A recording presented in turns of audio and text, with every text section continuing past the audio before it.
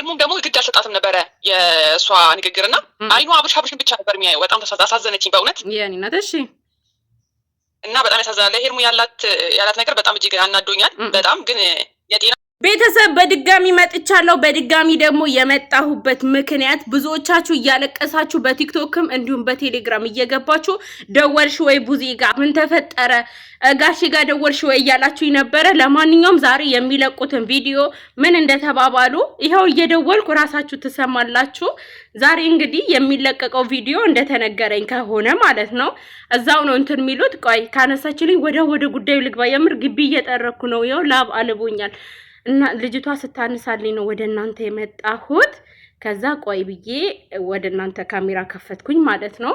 እሷ ጋር ግን በድጋሚ አሁን ደውላለሁኝ። ሰላም እህት እንዴት ነሽ? ሄሎ ሰላም እህቴ ደህና ነሽ ወይ? ሰላም ነው እግዚአብሔር ይመስገን። ወይ ይሰማል። እንዴት ነሽ? የኢትዮጵያ ኔትወርክ እንደዚህ እንትን ይላልና ቅድም እስኪ የነገርሽኝን ንገሪያቸው እስኪ ምንድነው የተፈጠረው? ቪዲዮ እዛው ነው የጀመሩት። ትላንትና በሰሩት ቪዲዮ እዛው ላይ ነው እንትን ያሉት። ያው ሄርሜላ ስትመጣ ያለውን ፓርት ነው የቆረጡትና ምንድነው የተባባሉት? እዛ ነበርኩ አልሽኝ አንቺ። ያ እና በጣም ያሳዝናል። ያው አብሬያቸው ነበርኩኝ እና ሩታም ለሄርሜላ ከዚህ በኋላ አጠገቡ እንዳደርሽ አለቻት እኮ። እሺ አብርሽ ወደ ትዳሩ ተመልሷል፣ አርፈሽ ተቀመጪ፣ ካልሆነ ዋጋሽን ታገኛለሽ አለቻት። ሄርሙ ግን በጣም ነው የምትለው በእውነት።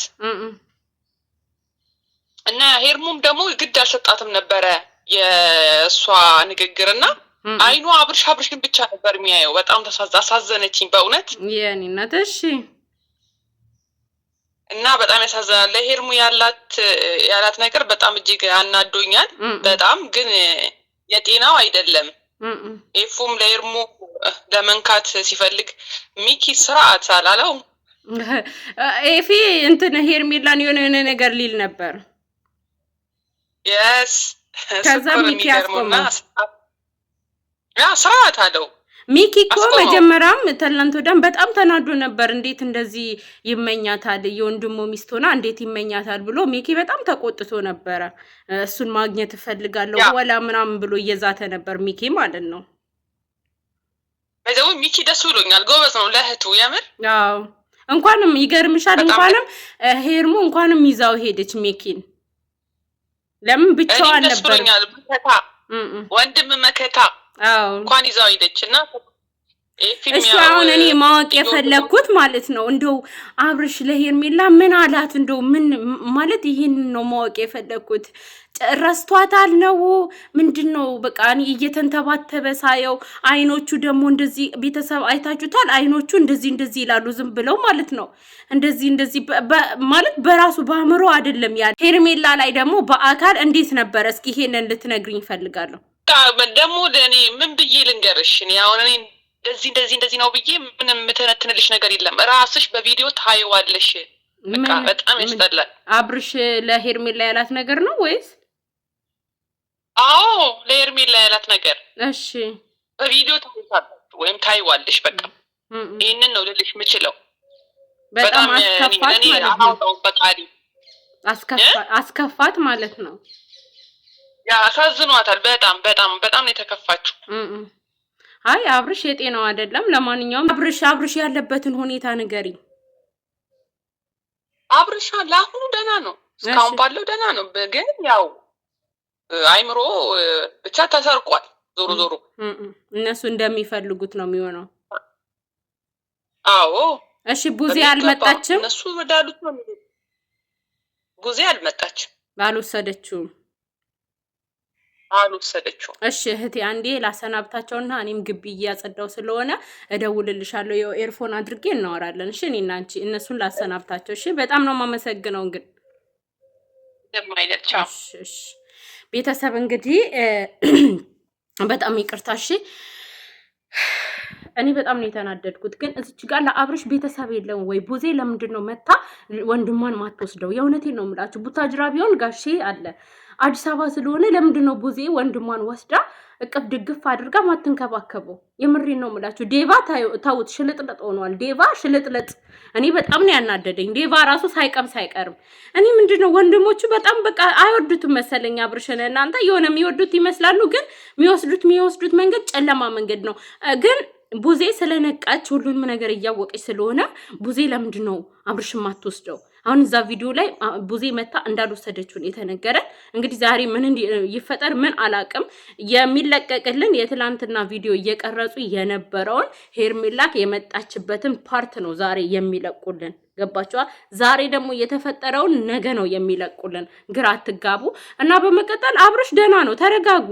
ገብቷችኋል? አሽሽ ማስነክታውት ይሆናል።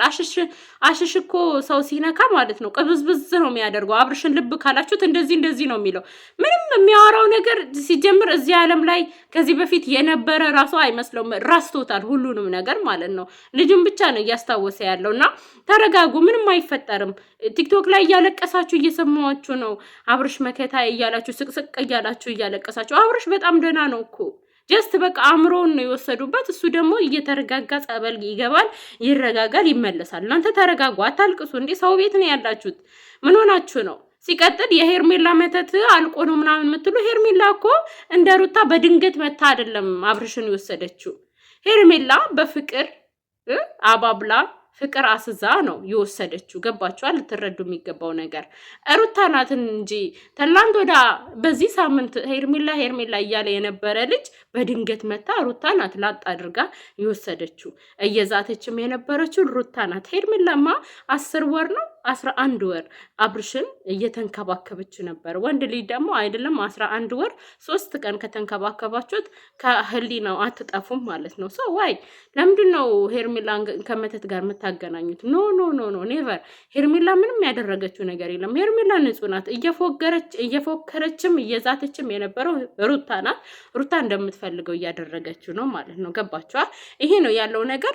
እስኪ ዛሬ ቪዲዮ ስለሚለቁ ዛሬ የሚለቁት ቪዲዮ እንዳልኳችሁ የትላንትና ሄርሜላ የመጣችበትን ፓርት ነው የሚለቁት። እሺ የዛሬ ደግሞ ውሏቸው ነገ ነው የሚለቁት። አብርሽ በጣም ደህና ነው እንዳልኳችሁ። የሚያደርገው ነገር ነው የማይታወቀው። አይኑ እንደዚህ ይላል። በቃ ይበላል፣ ይጠጣል፣ ይተኛል፣ ይነሳል። ግን ይሄ በቃ ህሊናው ላይ ነው የተቆጣጠሩት እና እሱም ደግሞ ይስተካከላል። ነቅተንባቸዋል እና ይሄ አፍዝዝ አደንዝዝን እናረክሰዋለን። እኛ አማኞች ነን። እሺ እና ብዙዎቻችሁ በቲክቶክ እየመጣችሁ እያለቀሳችሁ ቮይስ እየላካችሁልኝ ነው። አብርሽ ደህና ነው። ምን ሆናችሁ ነው? አብርሽ እኮ አልሞተም። የሰው ልጅ ደግሞ ስንሞት ነው ተስፋ የምንቆርጠው። እኛ ተስፋ በህይወት እስካለን ድረስ ተስፋ አንቆርጥም። ተረጋጉ ለማለት ነው። እሺ ተረጋጉ። እውነት ይኸው አሁን ግቢ እያጸዳው ነው ለእናንተ። በቃ ሁላችሁም እየመጣችሁ ስታስቸግሩኝ በቃ መጥቼ የሆነ ነገር ልበላችሁ ብዬ ነው። አብርሽ ደህና ነው።